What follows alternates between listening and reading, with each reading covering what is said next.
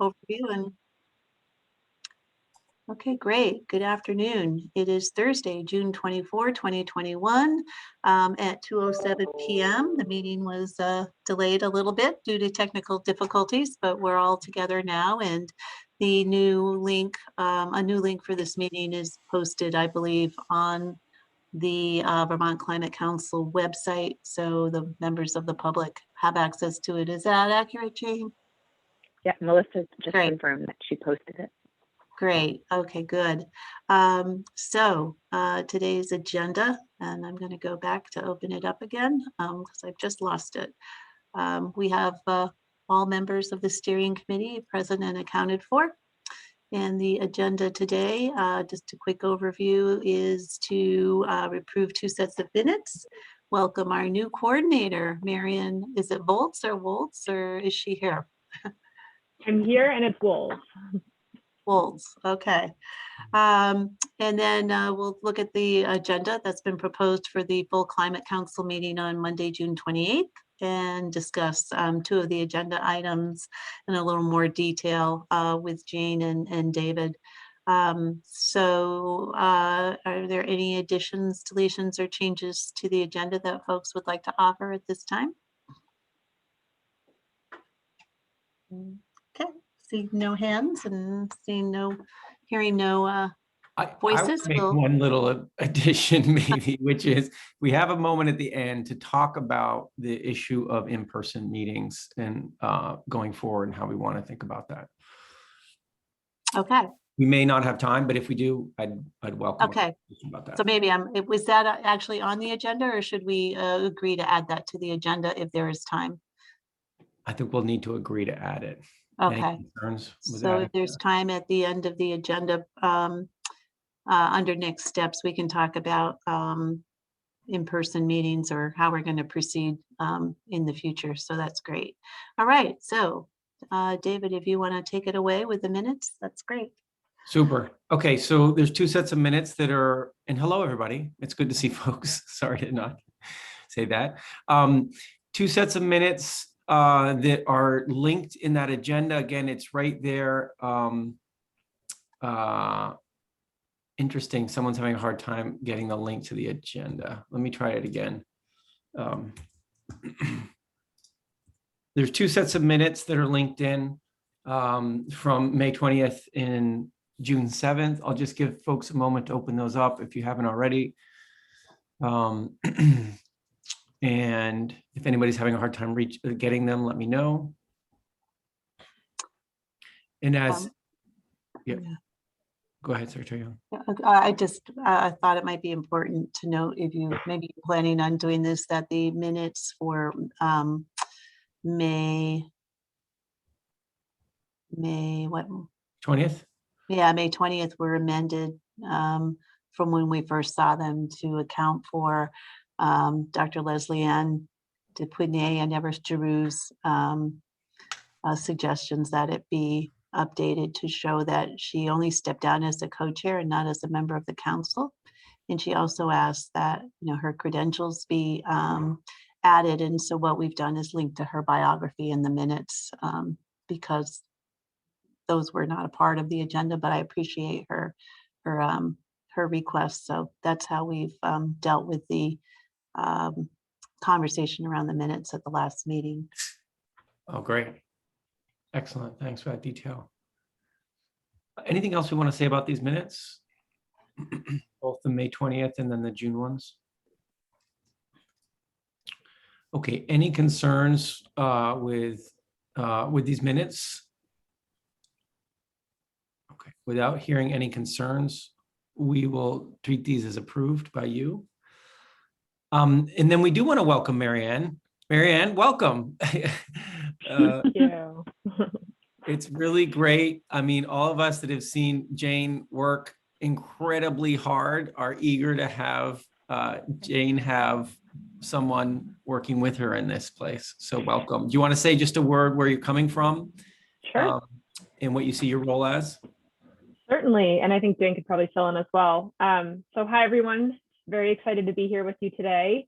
As David noted, my name is Marion Wolves. I started this week full-time with the Agency of Natural Resources as the Global Warming Solutions Act coordinator.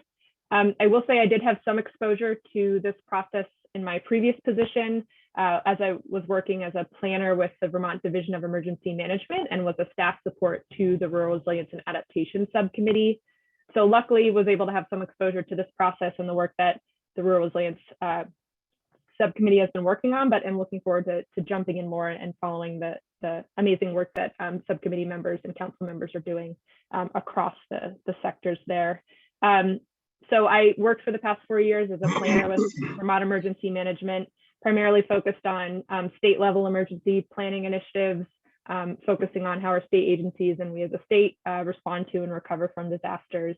So there is some connection to the work of the Climate Council, working on some other state projects as well, but that was the primary focus. And then prior to that, I was a planner with the Central Vermont Regional Planning Commission, working on regional planning initiatives, looking more at affordability and housing issues, but also focusing a bit on energy planning as well. So I'm excited to be here with you all and honored to be joining in this process and looking forward to working with you all. We're excited to have you, Marion. Now I know where I recognized you from. Okay, that's great. Be good to see you in 3D again sometime. Yeah. I'll just echo how excited Secretary Moore and I are to have Marion joining the team, and she has hit the ground running with astonishing speed this week. So we're just super excited to have her here and filling in a number of gaps that were happening. So thank you so much. Great. Okay. All right. So what we wanted to do today is do a fast pass through the proposed full council meeting agenda, and then do a longer conversation or somewhat longer conversation on two particular aspects of it. And that's what we're proposing to do. Let me drop in the chat the agenda for the council meeting on Monday is posted. And let me walk through it with you. I might even share my screen to do that so we can walk through it together. Okay. Let me know if that's clear enough.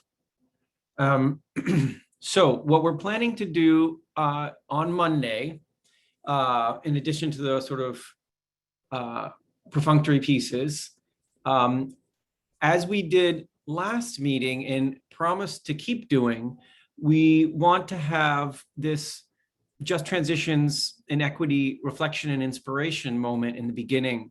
And we are enthusiastic about having Amy Laura Khan with us, who's the director of the Environmental Justice Clinic at the Vermont Law School. And she has offered to do something similar to what we had last time, where we'll have a 15-minute presentation from her, in particular around how environmental justice and equity issues can find their way into policy, or the difficulties they find in finding their way into policy. And so it's a more policy-focused conversation about environmental justice and equity. And then we'll have some time for discussion. I put 25 minutes of presentation, but I think it'll probably be less. We're signaling somewhat less to her. So that's where we would start. And it's more like this sort of reflection moment that we want to inject. And we've talked about in our last meeting, injecting into each of these meetings around equity and just transitions issues. And continuing that conversation around just transition, the next piece is what we want to talk about a little bit today amongst ourselves first, which is how to support subcommittees in this work. And Jane will explain a little bit more when we get time to talk about it, a proposal that came in, and then some further thinking that's happened in Just Transitions subcommittee and the co-chairs about what might be really most helpful. So we want to talk about what would really be most helpful at this juncture in terms of additional support in implementing just transition analysis in the subcommittee work and in the overall council work. Then after a break and public comment a break, get to the second thing we want to talk about today with all of you, which is already thinking now about the final product. We already have an outline, you remember, that seemed to be sitting pretty well with folks. We also need to have a conversation about the right altitude and detail. And this is relevant now as the subcommittees are figuring out their product and what they're being asked to produce And when we think now, what does this plan look like? What level of detail does it have so that it's communicating to the right audiences? And if we have more detail coming out of the subcommittees, how do we not lose that, but have that someplace else, maybe in annexes and elsewhere? But we really need this conversation around sort of the scale, scope, and altitude of the climate action plan. And also that brings up questions of prioritization. If we're stuck with this sensation of we need to winnow down or somehow present in a way that's more concise. Okay, so that's something we want to talk about with all of you today. The final pieces on the agenda proposed for Monday is an orientation to what the technical folks are going to be doing. Cadmus is on board officially. It's happening. It's moving. And so to orient their work and the technical kinds of outputs that we can all expect from them. And that's it. Public comment, next steps. And that would be our meeting. So that was me doing a fast pass run through. And I'd love to get opinions. Are we missing something here? Is there something we'd want to do differently on Monday's meeting, given where we are in our process? I'll just open it up. I would just offer, I think overall this looks great, and I appreciate the thought that's been put into it. As I think of, and this might just be me, and there may be another way to address this that isn't changing the agenda. But I think one of the things that's happening, or at least I'll just speak for myself, in the different subcommittees, is I'm really focused on what's happening in science and data and cross sector. And I know we're having these, every other steering meetings where we get updates from the others. But I wonder if there's a piece at just a high level, like a reminder and check-in on overall timeline. Like it feels to me, and I could be wrong, but it feels to me like we're approaching some public engagement milestones and activities that are coming up that I feel like I've lost track of. And I wonder if there are things coming up, in the month after this meeting, like June 28th, just, between June 28th and the end of July, just a kind of a heads up or a reminder of some of the high level things that we as a council should all be focused on and preparing for, that we might miss if we're just kind of engaging at our subcommittee level. Others agree with that? It makes a lot of sense to me, but I just want to double check. Does that seem like something? Others? Yes, I think that that's an excellent suggestion. I wonder, even at Jared, if it doesn't make sense for Jane to sort of provide an updated version of the milestones sort of spreadsheet that she had shared at the previous meeting. And I think it does help people sort of maintain perspective of not only where we're at, but where we need to be. Yeah, I would say, given it's the summer, I think we should, have more info on July and August. And then, you don't need to elaborate all the details past then, but show that in perspective. Okay, great. Okay, so let's assume we're going to add into the agenda that piece, and we'll figure out the best place to do it, whether that's how we end, sort of send off like, so here's what's going to happen, folks. This is what you need to keep in mind, so that next steps conversation could be built out to include that. I would even, I guess, suggest, it's not too much, just put the next steps, just list under the next steps, the key dates in July and August. Great. So it's right on the agenda as opposed to an attachment, if that works for folks, but it's right there, then nobody can say they missed it. Perfect. Good idea. Yeah, I also like the idea, if we want to continue to revisit the schematic that we have that's outlining the major milestones on those three axes that we have highlighted: public engagement, subcommittee work, and technical analysis, that we do that right before we introduce Cadmus, because we are sort of diving into a lot of key milestones with our technical consultants, and that would be great to put that in the perspective of the other work that is due and coming up. And so we could do that there, as well as sort of highlight those key dates in the next steps section. Nice. I'm seeing some. Yeah, whatever makes sense, but maybe just having it somewhere in the actual date, somewhere in the agenda. Okay, great. Chris? Do we need to take any formal action on the just transitions principles and potentially resolve the questions that I've been going to different subcommittee meetings, and most of the questions, there seems to be universal support for the principles. The questions around the use of the rubric. Do we need to resolve that at Monday's meeting? Because there are a lot of questions about how it's to be used right now. I'll put a plug in for just having the council as a whole hear what I think Chris is indicating committees have heard individually and discussed individually. I think that's a good idea for what it's worth.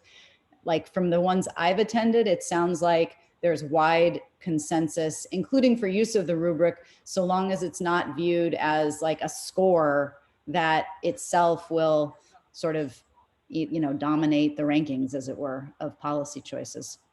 But maybe that's not what other committees have said, so it would be good for that to be aired. I'd like to continue this conversation as we talk about those two items that we're going to talk about in greater detail, because okay. I'm wondering how to circle back on that too, and that's going to be part of our component of the issue related to the options for supporting subcommittees with just transition analysis component on the agenda.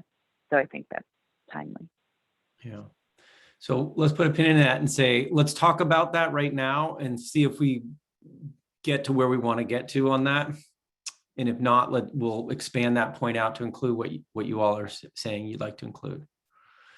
So before we jump right into that, and then the other question, the altitude of the climate action plan, are there other things on this agenda we want to just flag?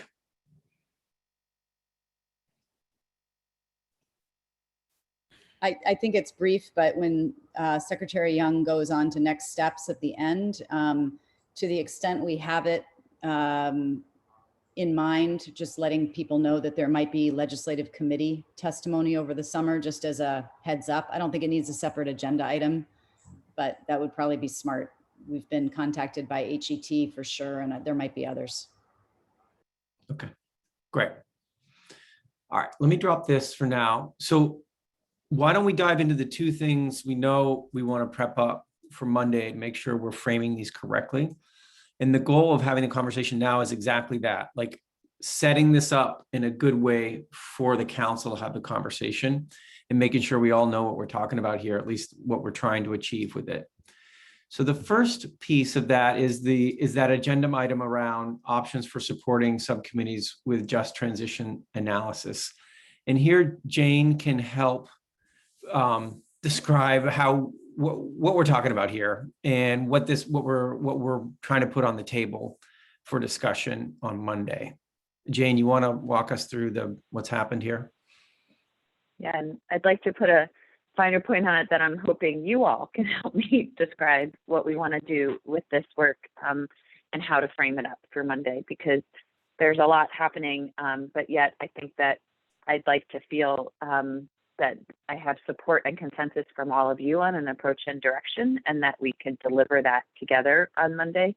And so included with the agenda for today, we attached the proposal that we received from what was originally billed as the Rowan Institute, but has the Rowan Institute is under new leadership. And so the executive director that was recommended to us by Sharika at Rise Consulting to reach out to is spinning off and starting her own consulting practice. And so it's a little tricky there to navigate, but the proposal didn't come in from the Rowan Institute. It came in from her new consulting firm that she's starting with another principal.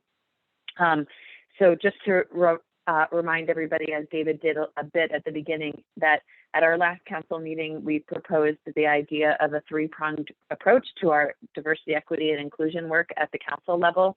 One being holding space at every council meeting to revisit these questions, ideas, principles that support how we're going to develop our climate policy and strategies for the state. Two, how we engage with the public around this work, and that really centers around our co-creation of the strategies and recommendations and ultimately the climate action plan. And the third approach was recognizing the need and response to the Renew letter, which really questioned and looked at the structure and organization that is the Climate Council and the subcommittees.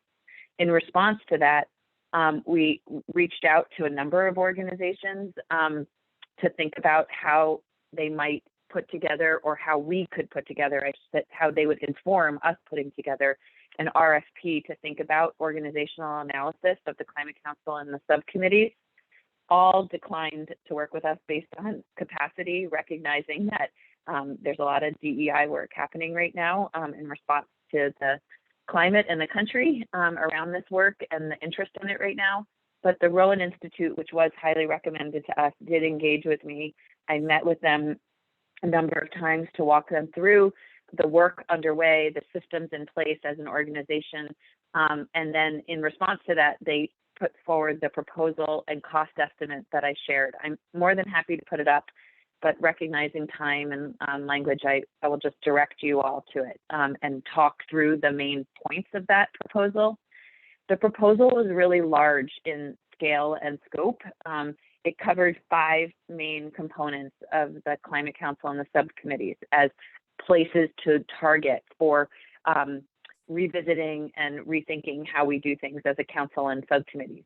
First, out of the gate was the Just Transitions guidelines and operationalizing those, recognizing that they knew they were about to come out of the Just Transitions subcommittee. They hadn't seen them yet. They had only seen drafts. 2, organizational guidelines for internal equity and inclusion. 3, a solidarity guidelines that spoke to how the Just Transitions and Science and Data subcommittees worked together and worked with the other subcommittees. 4, coordination guidelines between all of the subcommittees. And then the 5th component of their proposal spoke to the implementation plan and facilitation schedule. So how we advance the climate action plan and think about these goals and priorities in our implementation of it with respect to equity and inclusion. I've spoken about this proposal with the co-chairs. I will say that we have not spoken about it with the full Just Transition subcommittee, but the co-chairs have visited this with me at length. And we have really focused in on the lack of both funding capacity for this work, as well as just emotional bandwidth, space capacity to take this work on right now, recognizing everything that we're doing as a council and the timing and the milestones associated with the work. As a result, we've really focused in on the timing of the Just Transitions guidelines and scoring rubric being released, and the recognition that fully adopting those and operationalizing those will take a lot of work. And that was one of the considerations in the proposal given to us by Sarah Myrie. And so we would like to recommend and think about how we operationalize the Just Transitions guidelines and move forward with that one core component of the work. And we've been thinking about that in a recognition that there does feel like there's broad consensus around the guiding principles as they've been put forward, recognizing that there still needs to be work at the full council level to think about how those then ultimately inform the strategies and recommendations that come out of the other subcommittees. And that'll relate a bit to what David's going to lead us in a conversation about getting the right altitude and how we maybe don't prioritize, but how we incorporate the different components of the work that we know we need to do going forward, that being the equity inclusion, the cost effectiveness, the technical components, all of that. But then also recognizing that there's a scoring rubric that has been put out there, and it does take subject matter that's perhaps subjective in how you would relay it and use it, and create a score that creates an objective perception of what the proposal has been reviewed and ranked as. And so we've been thinking about the idea of a facilitated process with the subcommittees at the right moment, where the right person who is skilled in equity and inclusion work can help guide the subcommittees through a review of their strategies and recommendations. This would sort of accomplish multiple things in that, one, it would create a consistent approach to how we're using the rubric, or whatever the principles and subsequent rubric, and as well as it would allow us to train the folks who are going to be doing this work in this space, not like fully, but include them, rather than other states have contracted this work and taken it out of the subcommittees or working groups and handed it off to say, review these policies and strategies and tell us if they're equitable. We've been thinking about how do we operationalize this, as a result, become more equipped in thinking about this work and the design and the implementation of the policies and strategies that the subcommittees come up with. So I put that all out there. It's a lot to digest, and it's a conversation that I know is also vetted in, like, how is Just Transitions going to respond to comments that they're receiving on the guiding principles and the scoring rubric, as well as how are we going to and where in the process do we start to adopt this. So I'd love just to think about if this item feels ready and how we could talk about it on Monday and hear ideas and reactions to sort of a suggested approach of picking up this one component of the proposal and how we do that effectively. And anybody else who's heard me talk about this, please, David, others jump in with clarifications or further ideas. I would just complement that, Jane, with my 20-second version of it, which is the proposal that came in didn't feel like it hit the real need that the subcommittees are at right now in the council. And the real need is helping to implement those principles and questions and scoring rubric in the work ahead. And Jane, you've actually gotten names from more locally based folks who could help in that process, because that was one of the other challenges, is these folks were based out on the West Coast. So there were some question marks about the utility when you really got Vermont specific. So there's the idea is, let's switch the focus to really supporting subcommittees and then potentially the council going forward with this analysis, with somebody who has expertise and also that facilitation capacity to help lead the conversation. That's the idea, and just checking in with how people feel about that, and whether that seems like the right thing to frame up to the council on Monday. Richard, I see you have your hand up. Yeah, I think Jane and David, you have both articulated quite well what I was getting myself. I mean, I wasn't involved in all the conversations that you all have been in with the subcommittee. So personally, a little bit in the dark until I read the proposal and wondered, wow, you know, as Jane said, do we have the bandwidth to take on board all of the work that would be required, you know, in that entire proposal? And I didn't think we did. And I do agree with you that what the help that the subcommittees need is help working through policy proposals that meet the objectives of the statute, and doing so in a way that is as responsive as we can possibly be to the just transition principles. So I'm using more words, echoing what you just said. Great. And from, you know, from the point of view of the cross-sector mitigation subcommittee that's going to be having to do a lot of this work, I don't mind some help at, you know, figuring out how we can run ideas through a just transition reflective analysis or screen.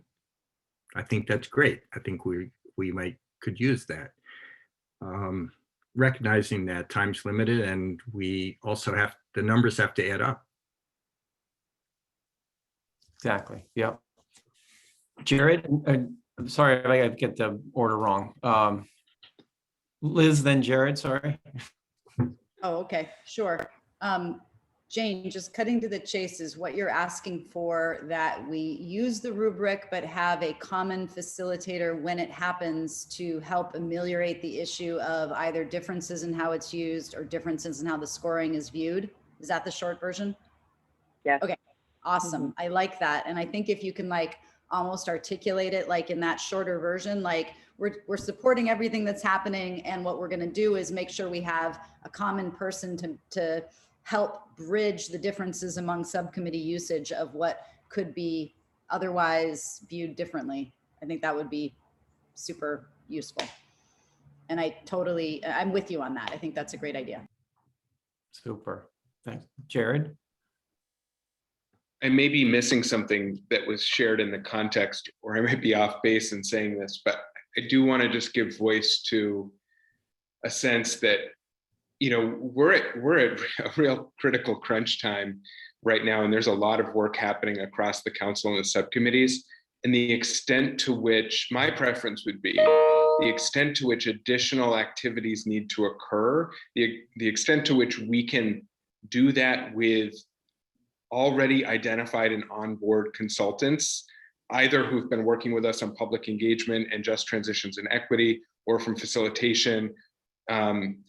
But, you know, and maybe it's just because I'm serving on multiple committees, but the number of points of contact with consultants on the technical side, the facilitation side, the just transition side, I can only imagine how complicated it is for Jane and now Marion to navigate and organize. And so I would just offer that at this point in time, I would see bringing in new additional consultants as a last resort, only if we can't get that done through our existing teams and relationships, just for even if only from the benefit of just coordination and, you know, making this doable.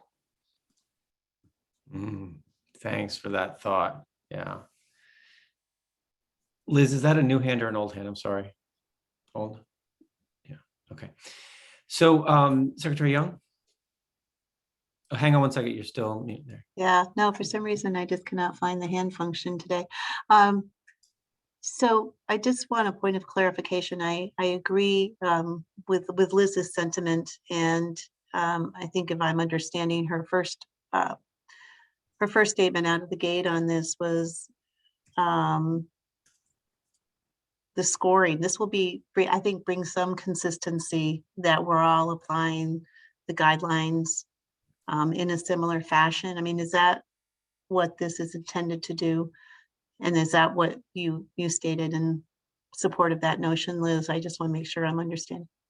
So is there actually going to be numeric scoring of some sort of any of the work product that comes out of the committees against these guidelines? Or are these going to be, like it says in E on this document, that the council will use it as a facilitation tool to understand, evaluate, and recommend the conclusions from all other subcommittees? I'm just trying to understand, there's actually going to be a scoring document. There currently is a scoring document, and that is where there's sort of a little bit of consternation right now. Right. Yeah, I'm not on the subcommittee, so I apologize for catching up here. So I will say on the scoring document, it's designed to sort of force some conversations, and it is inherently subjective. And so one of the things that's been discussed in Just Transition Subcommittee is having numbers associated is a way of really pushing a conversation. The end result number, being able to compare A, B, and C, we need to be careful about overstating the comparability and sort of the objectiveness of that point of numbers. I think so. There's some real interest in having a scoring rubric to really force that conversation and say, actually, yeah, this one I'd give it a 2, and that one I'd just give it a 1. It is really an interesting tool for that analysis. And we can't overstate necessarily the sort of objective output of that and have a list of numbers and think that that's going to tell us something very precise. And having somebody help with that who is working across all the subcommittees would be fantastic, as Liz says. Richard? Well, I guess, I think that scoring, that some kind of a high, medium, low reaction to a lot of pointed questions is a useful exercise to go through when analyzing a specific policy. But there's a false equivalence suggested in the document. That, when on page 2 it says total scoring, there's 20 questions, so low would be 20 and high would be 60. That suggests that every question has the same weight, and they don't. So even though it's useful to be asked, does this proposal, explicitly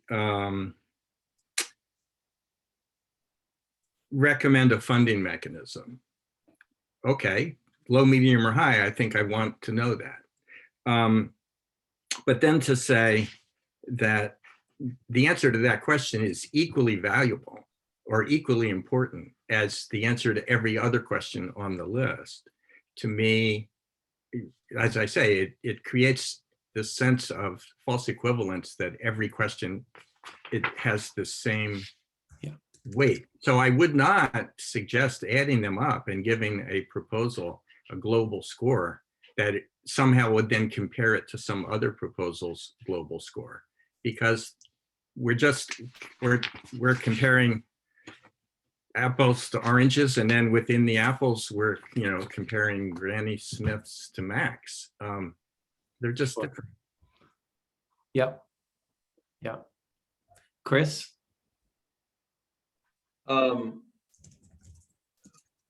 This makes me kind of wonder about the just transitions rubric. That's kind of a new area for me. I've seen lots of rubrics, but not necessarily that one before.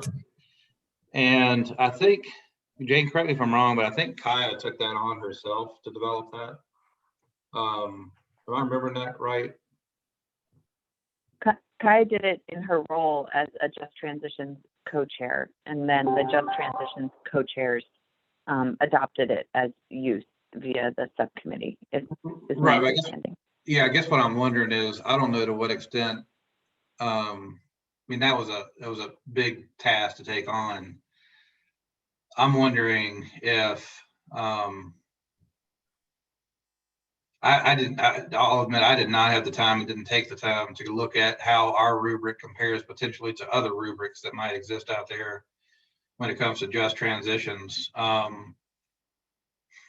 don't want to delay anything. What I'm wondering is the approach that we're taking with regard to a rubric, and just as a tool, right? I'm thinking more as a tool as opposed to something that the council would use to kind of hard rank policies with maybe some additional kind of weighting thing, like what Richard was alluding to about not all decisions are of the same weight. I'm just wondering if there's other information about these decision-making rubrics related to just transitions that we haven't looked at. And I'm not talking about extending this. I'm talking about to the extent that might help us answer some questions about what an effective rubric looks like and how you use it in this circumstance. Because I feel like to some extent, we're inventing a tool. But if one's already been invented and the research of best practices is already out there, it may make more sense to adopt something that already exists. Great. And I just want to be cautious of the time to recognize, I feel like what I'm hearing in the group is having facilitated help to do this work is a double thumbs up. Let's do that. Right now, we're having a conversation about how we interpret the way this rubric is used. So I just want to flag that and say we may need to put a pause in that so we can get to the rest of our things. But Secretary Moore, if you want to jump in there. Yes, I think Jared had his hand up first. I don't want to jump in line. No, please go ahead, Secretary Moore. Okay. I was just going to offer that I appreciate, Chris, what you're raising and had shared with Jane earlier, that I actually think there's also sort of the next level up of integration that we need to be thinking about a little bit too, that the equity considerations are certainly one piece, but we also need some sort of performance or technical considerations around each of the initiatives, as well as probably a look at co-benefits or ecological considerations. I'm not sure what the right word is in that space. But somehow we need a broader evaluation framework. And very much to your point, David, I think this is a bigger conversation about how we apply these tools. I think the rubric, the Just Transitions rubric, is a great starting place for that conversation, but I do think it's just one piece of the overall suite of information we're going to need as we try to set priorities and bring together a set of strategies that achieve the requirements of the Act. And that's a really good pivot into that second conversation. So why don't we talk a little bit about that, because we're running out of time, and I just want to see if we get a sense of where your heads are at. I will say, just to close up that last piece, it sounds like when we frame this up on Monday, let's create some space not only for the facilitation support and the sort of expert support of this, but also the conversation we're having right now about the rubric. If we can let that happen a little bit on Monday, because folks seem like they want to have that conversation. On the where Secretary Moore was just bringing us is where we imagine this second conversation to go, which is, so how are we going to pull all of this together in a report, in a climate action plan? And what is the altitude and level of detail and the way we want to present how these different actions in our climate action plan are meeting these various goals, whether it's our equity goals and just transition goals, or whether it's hitting the numbers, as Richard said, or co-benefits, or cost effectiveness, et cetera, right? And so this requires us to think nowish about how and how much detail that should our climate action plan should have. And that's going to help, I think, the subcommittees understand how far we need to go. And if they want to go further, that's great. It'll be contained somewhere, but it may not make it into the body of our climate action plan.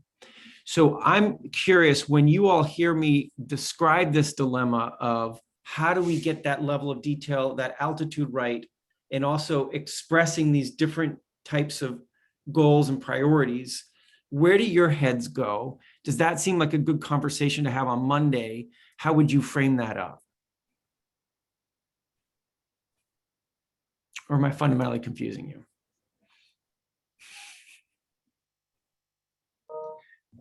I'll just offer that my hand up before was related to this agenda point, but just to, in the interest of time, I thought I'd put my thoughts in the chat, but I'm happy to discuss them further, but that's a key starting point for me. Okay. And I made the mistake of reading the chat while also listening to you, David. Now I don't understand anything. This is the danger of the chat. That's right. Chat's great. And okay, so let's start from scratch here. Jared, what do you want to? What's the key thing? What do you want to express here? I think we need to make sure that the plan has a sufficient level of detail and actionability to the recommendations, that we're not vaguely just identifying strategic opportunities or sectoral pathways. And I think this is consistent, by the way, with the way that we've been proceeding in cross-sector mitigation and science and data, both in terms of the level of specificity we want to eventually get to for the action recommendations in terms of policies and programs, and in terms of the modeling that will be done by our technical consultants in terms of pathways and measures. I just think this is such an important point that I want to reiterate it here, that we cannot afford to just broadly speak to strategies or pathways, that especially because of the short time frame of the first legislative requirement being 2025, which is 5 years before any other state. I think we need to make sure that, at least in terms of the near-term recommendations, there's the level of detail and specificity that we can have a high degree of confidence that they add up. Certainly some things will have to have less detail, and are going to be more directional, especially as we point to what it will take to meet the 2050 requirements, or for other things, parts of the law that, you know, don't have the same level of detail in terms of what the requirement is. And of course, there are important parts of the plan that need to be included that aren't just about emissions reduction, which is where my mind starts, but it clearly is going to have to go beyond that. But I think that's just a kind of high level intro to where my mind is, and there's additional detail in the chat. Great. Okay. Super. So some areas have greater detail, particularly the ones where we're under greater statutory requirement to produce something such as the emissions reductions in 2025. Richard, where's your head go? Just boiling it down, what I've heard in the last few minutes. First of all, I'd say with respect to the place we started from, which is the rubric from Just Transitions, we need to use that tool without creating a sense of false precision. You know, use it as a tool for our thinking, and but that's it. I mean, you know, don't think we're going to figure out the answers from that completely. Second, as has been said by Secretary Moore, and Lauren echoed it, and I think others have said it too. Ultimately, the council has got to make its decisions on multiple. It's a multi-factor basis. You know, it is, do the numbers add up? It is, how much does it cost? It is this really actionable and implementable? And is it just and equitable? So multi-factor, and just be clear about that. The third is what Jared just said, and you echoed. Some recommendations need greater detail, because they need to add up and they need to be deliverable fairly quickly. And we ought to be able to do some mixed scanning here. And instead of saying every single thing in the plan has to be penciled out to a great depth, just say, hey, here are the things that we're recommending that we go forth with sooner and deeper. Yeah. Great. So do others have reactions to this? Do you all think it's good to open this conversation up on Monday? Is everybody happy with opening this up and having the conversation like what we're doing now? Does that seem okay? Right. I guess I would also just have the question of, as Jane and the ANR team and other state staff who started to be brought in terms of identifying roles and responsibilities in terms of the initial drafting, I would be really curious to hear, as you think about that, what are the specific questions and types of feedback that you most want to hear on? I mean, is it helpful to just broadly open it up, or are there specific questions in your mind where council feedback would be particularly productive and helpful at this moment in time? Yeah. And Jane, if you wanted to take a stab at answering that now, maybe, or even better, let's think about it and then have those questions ready to go for Monday, perhaps. Yeah. Okay. All right. So, all right, we're kind of running up against our clock, as we typically do. What I'm taking away is I think we have a pathway to frame up the conversation around support for implementing just transitions principles in the rubric. And we want to also open up a conversation about the rubric so we can do kind of what we did today about that. On this issue, Jane and I and others, we welcome anybody, can think a little bit about some more specific guiding questions for this piece of conversation, but we think it's important, and I'm hearing from you all, it's also important to start to lay out those components, right? And Rich, I thought you did a nice job of summarizing like 3 big ideas there, right? Of careful of senses of false precision. If you've got some fancy rubric or something, that careful with that. And that may go beyond just transitions. I think there's some other rubrics out there.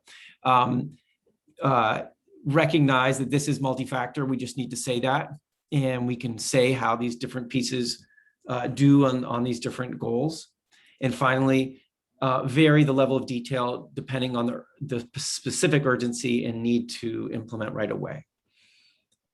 Okay.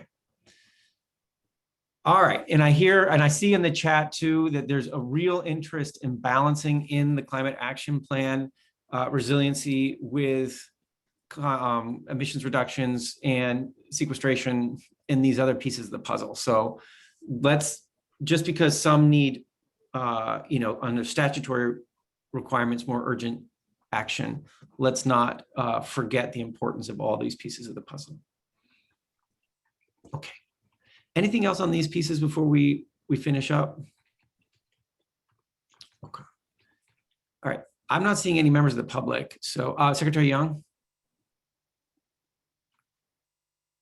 One sec, you're still on mute. Just could you wrap up for the steering committee, either David or Jane, how we're going to approach this conversation on Monday, the agenda item? I heard a suggestion, series of questions, or are we going to have the same conversation we just had?